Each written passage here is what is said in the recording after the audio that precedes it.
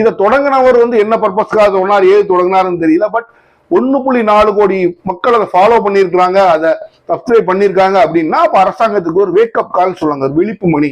அவங்க எந்திரிச்சு அதை யோசிச்சு பார்க்கணும். இவங்க எல்லாம் கேட்கறாங்களே, இளைஞர்கள் என்ன மூட்ல இருக்காங்க, நாடு இன்றைக்கு எப்படி இருக்கு, நம்ம என்ன செஞ்சு வச்சிருக்கோம், அப்ப அதெல்லாம் எதை மாற்றம் செய்ய வேண்டுமான்னா ஒரு ப்ரோஆக்டிவ் கவர்மெண்ட்னு சொல்லுவாங்க. மக்களோட இணைந்து மக்களோட கருத்துக்களை கேட்டு அதன் மூலம் நடக்கின்ற ஒரு அரசாங்கம் கண்டிப்பா அதை செய்யணும். அப்ப இந்த 5 கோரிக்கைகள் வைக்கிறாங்க. 5 கோரிக்கைகளும் கன்சிடர் பண்றதுல தப்பே கிடையாது. நான் வரைக்கும் சொல்லுவேன், இதுல 5 கோரிக்கையில எதுவுமே எனக்கு ஒரு பெரிய தவறான கோரிக்கையாக எனக்கு தெரியவில்லை. பரிசீலிக்கலாம். பரிசீலிக்கிறது யார் பரிசீலிக்க போறோம்? அவரா பரிசீலிக்க போறாரு? நாங்களா? கிடையாது. நீங்க நாடாளுமன்றத்திலையும் பாராளுமன்றத்திலையும் சட்டசபையில வச்சுதான் பரிசீலிக்க போறீங்க. பரிசீலனை செய்யுங்கள், தவறு கிடையாது. ஏன்னா இந்த இவங்க வெளியில சொல்ற எல்லா விஷயமுமே பல கோடி மக்களால, பல லட்சம் மக்களால் நடக்குதோன்னு ஒரு சந்தேகம் எழுப்பப்படக்கூடிய ஒரு சூழ்நிலையில தான் அந்த கேள்வி வெளியில வருது. உடனே நீங்க சொல்ல அவர் பாப்புலர் தேடுறாரு, என்ன பண்றாரு, அவர் என்ன பண்றாரு என்று தெரியவில்லை.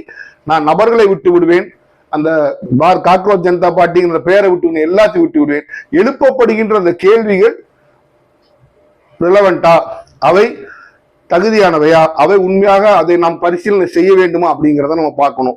அப்படி பார்க்கும்போது என்ன பொறுத்த வரைக்கும் 5 கோரிக்கைகளும் நியாயமான கோரிக்கைகள் போல் தோன்றுகின்றது. அதை நீங்க பரிசீலனை செய்யலாம். மறுத்தீங்கன்னா உங்களுக்கு உரிமை இருக்கு. என்ன காரணங்கள் சொல்லி மறுங்க.